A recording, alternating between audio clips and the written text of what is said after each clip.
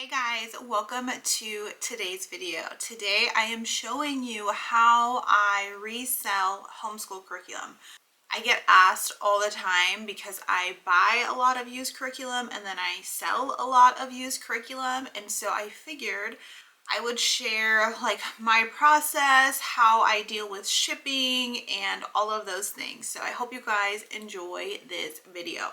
Now I'm just sharing what I do, and there's 100 other ways you can do this or swap things out. I'm just doing what works best for me, what's the cheapest shipping wise, what works best. I've been doing this for years.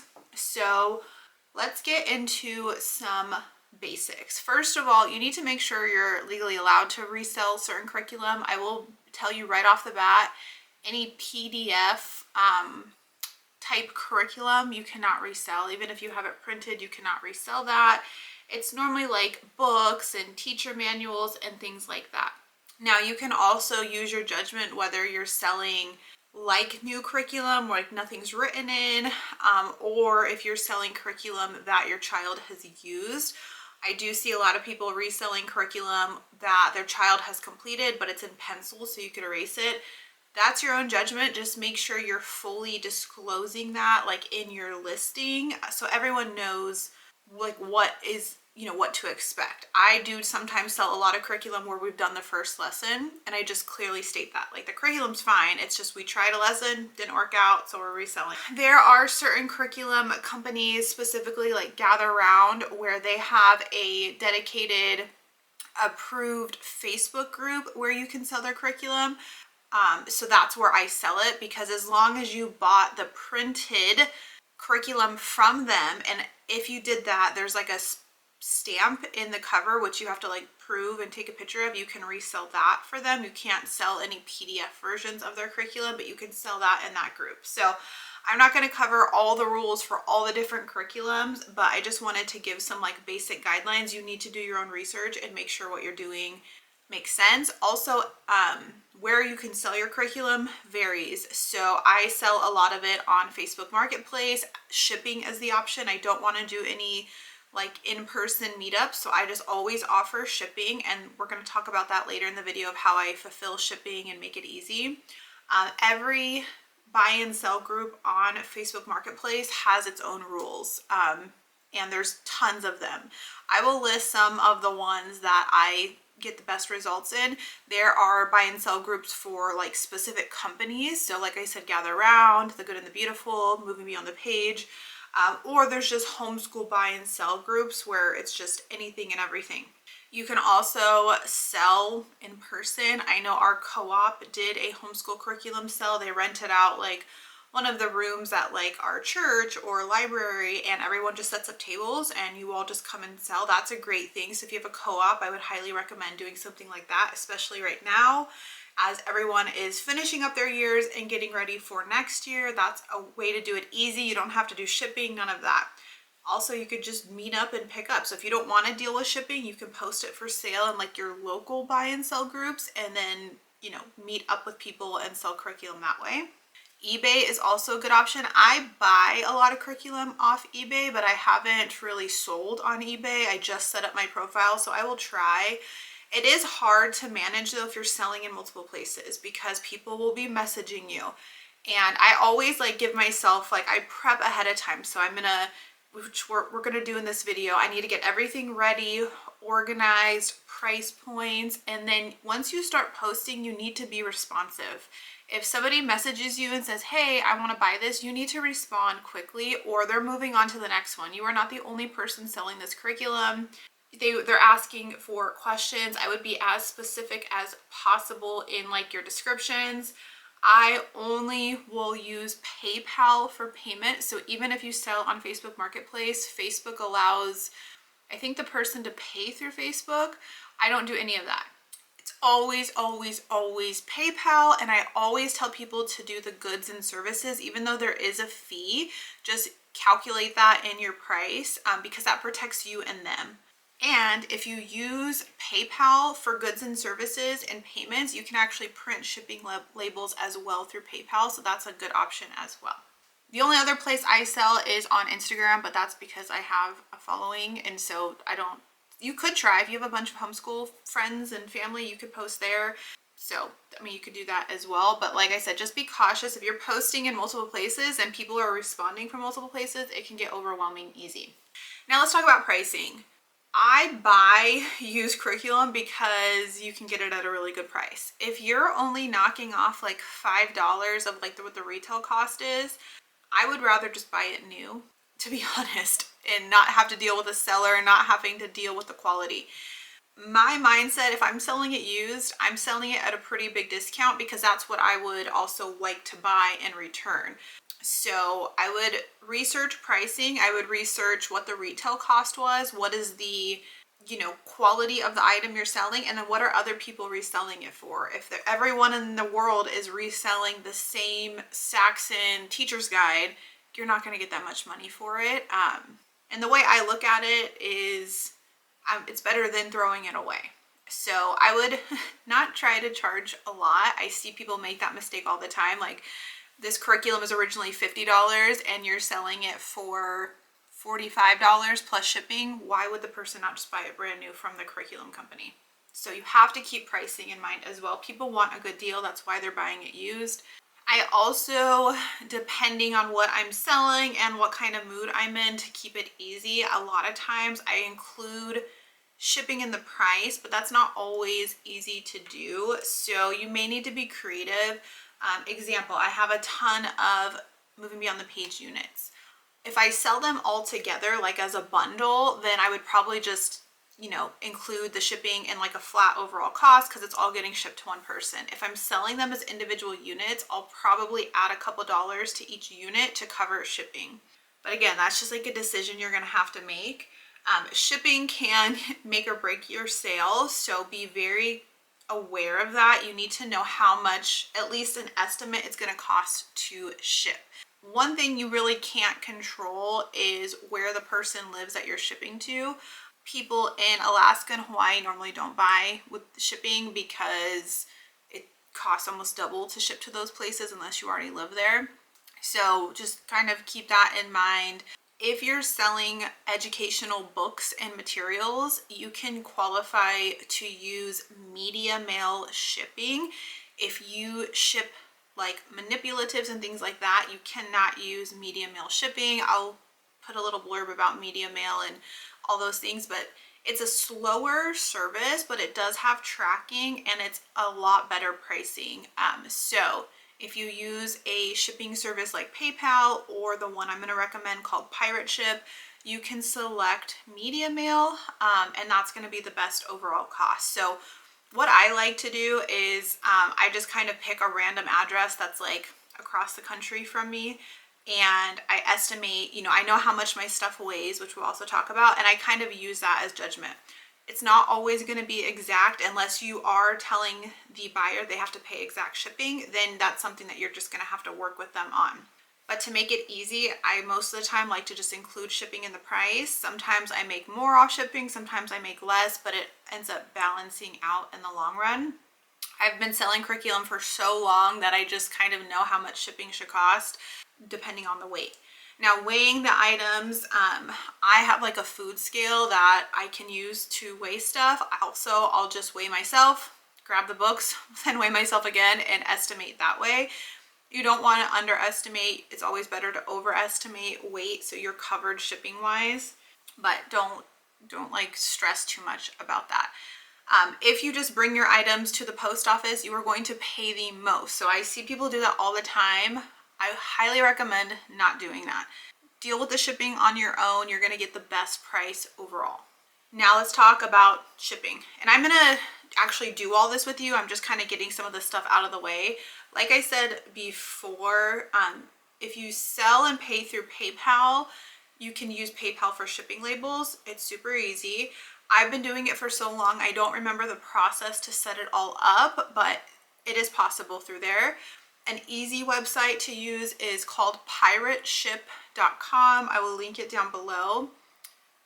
It's a free account you can set up, and it's pretty user friendly. And I want to say you can actually link your PayPal account to Pirate Ship, and then they will pull in everything, and you can still use Pirate Ship to fulfill your shipping labels.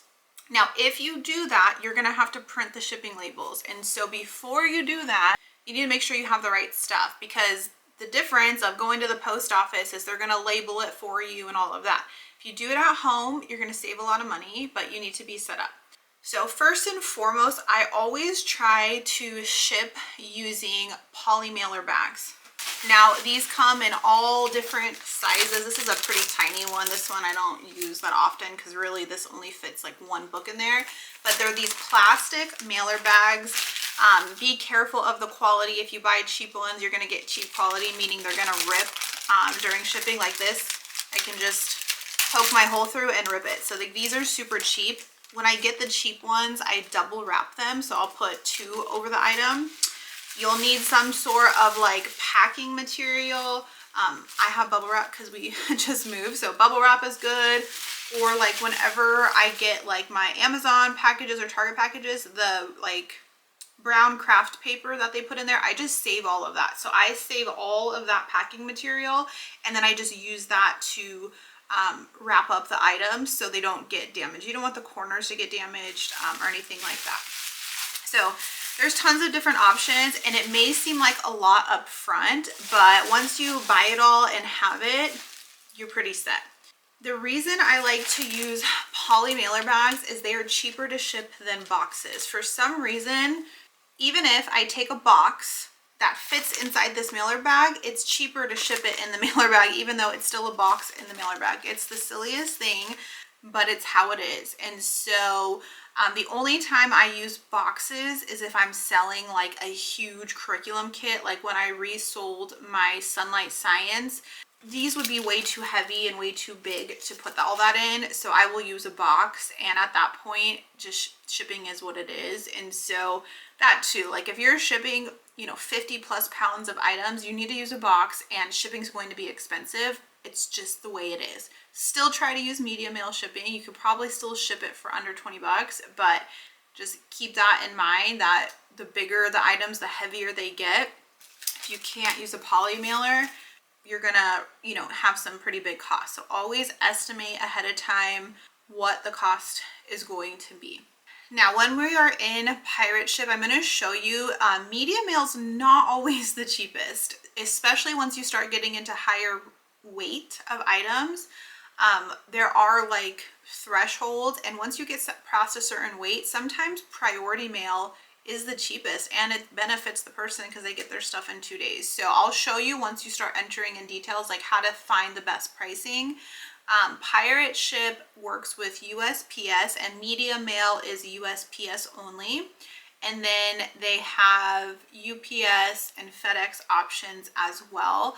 I have used UPS a few times on bigger items. They had the better pricing, but most of the time I use USPS.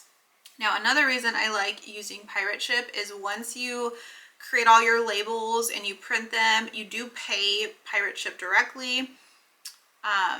You can schedule a pickup. So if you're shipping, 10 things with USPS, you click a button, schedule pickup, and then on your next mail carrier route, they'll just pick them up for free. So you don't have to go anywhere. They'll pick them up, and then you'll have all the tracking numbers and things like that. So I think I've covered most of that. So material, things, shipping. So now we're actually going to see my process. So what I've been doing is we are finishing up our homeschool year. So I'm going through all the curriculum that, if it's a teacher's guide I need to resell. Most of the time I don't resell consumable stuff. I'm going to go through all of that. I'm going to go through stuff I bought that I decided we're not going to use, some books and things. So I'm going to get it all organized, and then I'm going to show you like how I price and post things. And then we'll get into like once somebody actually buys it, we'll get into the shipping and things like that. Okay, so I just want to give you some examples of like as I'm organizing. So I have like piles of stuff and I'm picking what I want to sell. This pack is easy. These are all brand new. I actually just bought them, which is a little crazy, but that's why I don't hesitate buying gather around stuff, because it's extremely easy to resell. We haven't used these. These are all in good condition. I will be posting these on the Gather Round buy and sell group because that's where you're supposed to sell them. So that's easy. These are units from Moving Beyond the Page that we didn't get through. They're all mixed and matched from different age levels. And some have books, some don't. So I'll go through them. Sets that I have the unit and the book, and there's no writing in any of these, they're all clean, I will sell for $10. And then ones without a book, I'll probably sell for like $8, or I'll do a bundle deal if you buy more. So those are pretty easy. This is an example of one where we did use this curriculum. So this is the Rhythm of Handwriting student workbook. My son used, let's see, I know he did. He wrote in pencil on that whole page, those T's. He did some line practice and some R's, and that is it. So out of over 200 pages, there's like 3 pages that he wrote in pencil. So this I will probably sell for like half off what the retail is. I just need to look that up. So that's pretty simple, but those are things I will notate so everyone is aware of what they're buying. I think this unit is used. Yeah, so we're not going to resell that. I am reselling my foundations teacher guides because I don't use them. I did buy these used, so not only have I used them, another family has used them, and who knows before that, but they're all in great condition. I do need to look these up. I don't remember how much they cost and how much to charge. I will probably bundle, so I also have a couple more things I need to find. We have like the song books, which we don't really use. I have another one. I have the Foundations B workbook that, again, I think my son may have done 1 page out of this entire book. Maybe, probably not actually. So it's like new. So that will also go. So I'll probably try to sell this more as a bundle. These are a part of the primary mathematics bundle I bought that I'm not using. So this is the teacher's guide, additional practice, and mastering beyond. I don't use any of these. They're like brand new. So I'm going to sell that as a bundle. And I have to go get more stuff. But that is kind of like my method. And then I keep everything in piles because once I post everything and start selling it, you have to stay organized or you will get sidetracked for sure. All right, so I am back.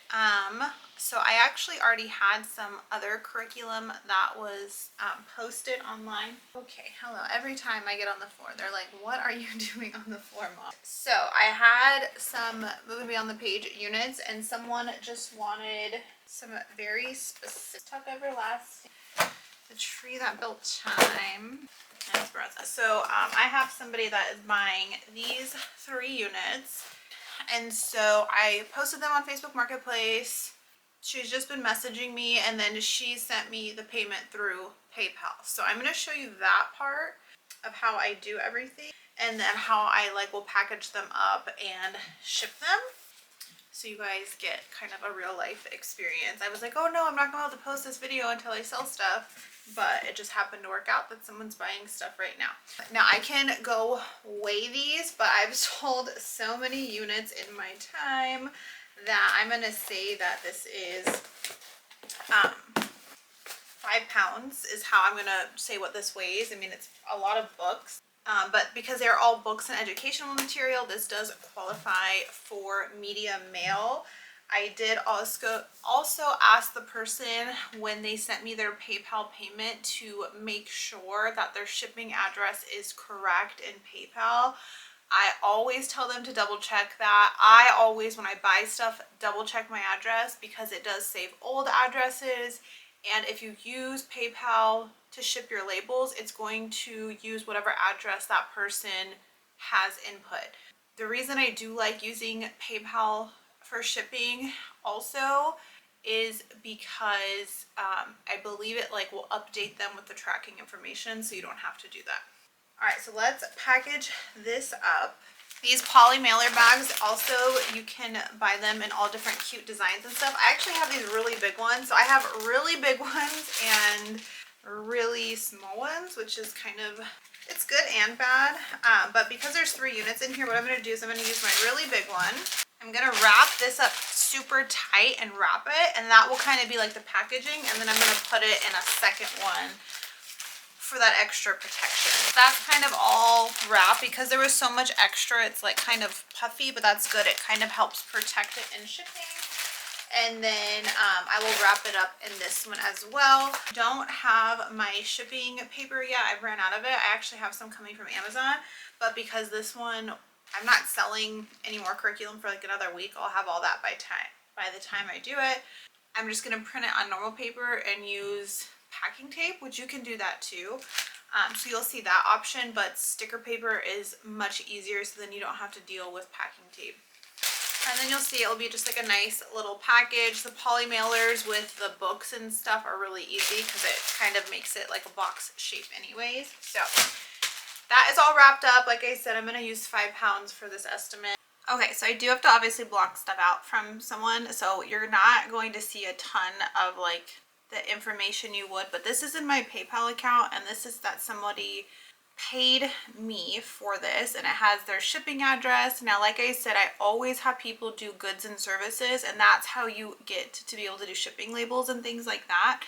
So right here, I can click buy shipping label, and I can do this through PayPal. Like I said, I don't remember how I set all this up because I've had it for so long, but just Google it. I'm sure it's a thing. It does look like you have to have like a ShipStation account, but again, it's all free. I don't pay for any of this shipping besides the actual cost of postage. So I'm going to log on to my pirate ship account, but just stay with me. I know it's a little complicated. If I have like a discount link or anything with pirate ship, I will keep it down below. I don't think I do, but just in case, I will link it. I don't really know what you could get a discount on because you don't pay for it besides like the actual shipping. Okay. So this is my pirate ship account, and now at the very top you can just create a single label. So if you're not doing this all like how I'm doing it with like integrating stuff, you can just create a label and it's super easy. But I'm gonna do import from PayPal because that will pull in that person's information. So I can import from PayPal. It will bring me in all the stuff from PayPal, all the things. It will also pull in other transactions from PayPal, so just be careful on that. For the sake of just keeping this simple, I'm going to do create a shipping label so you can see all the options. Okay, so I have their address in because that does affect costs, like where you're shipping from too, that can factor in. So if you're shipping to somebody in one state over, it's not going to be as expensive as shipping across country. So keep that in mind. Now the type of packaging, this is where this becomes important if you're using a box or if you're using a poly bag. So I'm going to select poly bag, and mine are normally about 13 by 10, and I'm doing 5 pounds. And then towards the bottom where it says extra services, you need to click that, and you're going to say qualifies for media mail. So educational material only, books, music, and films. And so we want to check that box because that's going to give us the best pricing. So we're going to go ahead and click get rates. There's obviously other options you can choose, but this is normally just what I do. And then what's going to happen is it's going to give you all the pricing. So you can choose your service. So it automatically selected media mail. Most of the time it's selecting the lowest cost option. So I'm going to do this drop down, and as you can see, there's so many options. So media mail is the $7.63. Estimated delivery, it will take about a week if I ship it today. There is UPS, which again, it's not that much more. There's different USPS, there's priority. Sometimes people ask for priority. So sometimes if they need the curriculum or whatever you're selling, so you can upgrade it for a few extra dollars and then they'll get it sooner. And then obviously there's like super expensive ones. So I'm just doing the cheapest one, which is that media mail shipping. Okay, so then I will buy the label and then I will print it and then I will tape it on the package. So that's the next step, and that's it. Now, once I have my labels done, which let me do that really quick. And then the only other thing that I do prefer about pirate ship, like say I do weigh it incorrectly, they will give me a credit back if I paid too much for shipping, or they'll charge me if I didn't pay enough for shipping. So I do kind of like that as well, and I've always had just great service with Pirate Ship. Okay, so I'm gonna print the label, and even though it says like I don't know, thermal printers and all of that, I just press the print button and then it goes to like my normal printer. I normally do like a half page or like 2 pages per sheet, so it only prints on half the page. That's like a normal size. And then I just print that, so that will print on my printer. And then you get the tracking number, so I'm going to copy that, and then I can add that into my PayPal. So if I didn't like do the whole import thing, and I honestly, don't get crazy, you don't need to do the import thing unless you're shipping a ton of stuff. If you're just doing a couple orders, just do the single thing, and then you can tracking information in PayPal, and so then that person has that in PayPal and they can check on it as well. Now, the other thing that I like is once you print your label and pay for it, there is schedule a pickup. So what it will do is any labels that you've created in like the last 24 hours, it will pull them all in. So you can either do USPS or UPS are the options. And it will say, okay, where do you want us to pick it up from? Where will we leave it? How many packages? How much does it weigh? And you can request the pickup. This is my favorite thing. So I don't have to go to the post office or drop anything off. I can just put everything, I can set it all out on my porch, and then they'll come grab it normally during the normal mail time. And that is how I sell curriculum in like a summed up, very simple way. Obviously, like I said, there's like different ways you can do this, and just because this is how I do it doesn't mean it's the right way, but I've had the most success doing it this way, and I don't have any complaints normally. So that's just how it is. Like I said, I buy a ton of used curriculum, so I think being a buyer as well really makes you understand like what a good process is. So if you have other questions, leave those down below. I'll try to link everything I talked about down below. And thanks so much for watching, guys. Happy selling curriculum. Bye, guys.